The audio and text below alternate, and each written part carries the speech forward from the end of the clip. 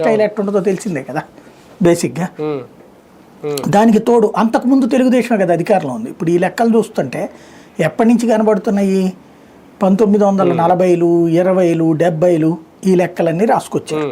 అంటే ఎప్పటి అయ్యి అసలు అప్పటియో ఇప్పుడు అక్రమం ఎందుకు అయిపోయింది అకస్మాత్తుగా అంటే సంథింగ్ దీని వెనకాల ఉన్నటువంటిది లాజిక్ ఉంది. ఇంకోటి ఏంటి, ఒక పక్కనేమో మిథున్ రెడ్డికి 71 ఎకరాలు ఉందంట, పెద్దిరెడ్డికి 23 ఎకరాలు ఉందంటారు. మళ్ళీ రెండో పక్కనేమో ఇదంతా కాదు దాంట్లో ఒక రకంగా ఉందంటారు. సివిల్ ఇష్యూలో మన ఇష్టం వచ్చినట్టు రాయొచ్చు, ఫైనల్గా కోర్టే తేల్త తప్పించి ఇది క్రిమినల్ కేసుల్లోకి వెళ్ళదు.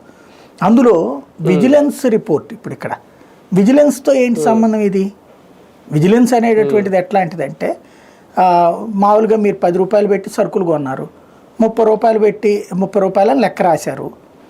ఇలాగ అది 30 రూపాయలు కాదు 10 రూపాయలకే కొనొచ్చు అని రిపోర్ట్ ఇస్తుంది అంతే. దాని ఆధారంగా కేసులు పెట్టేసుకుని అరెస్టులు చేసేసి జైల్లో పెడితే వెంటనే బెయిల్ వచ్చేస్తుంది.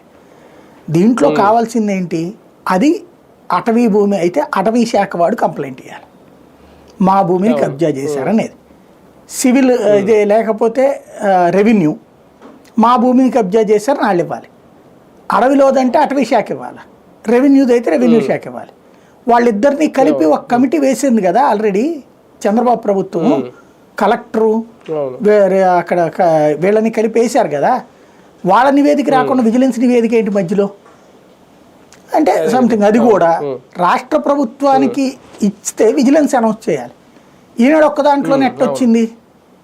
ఇదివరకు కనుక జగన్ కేసుల్లో ఎట్లయితే రిపోర్ట్లన్నీ వీళ్ళే రాసి దాని ఆధారంగా వాళ్ళు రిపోర్ట్లు తయారు చేసేవాళ్ళు, సిబిఐ వాళ్ళు ముందు ఈనాడు జ్యోతిలో వార్త వేసేవాళ్ళు ఇట్లాగ చేసి ఉండొచ్చు అనేసి, సో వాళ్ళు పెట్టుబడి పెట్టారు కాబట్టి ఇట్లా చేసి ఉండొచ్చు అని ముందు ఒక వార్త వేసేవాళ్ళు.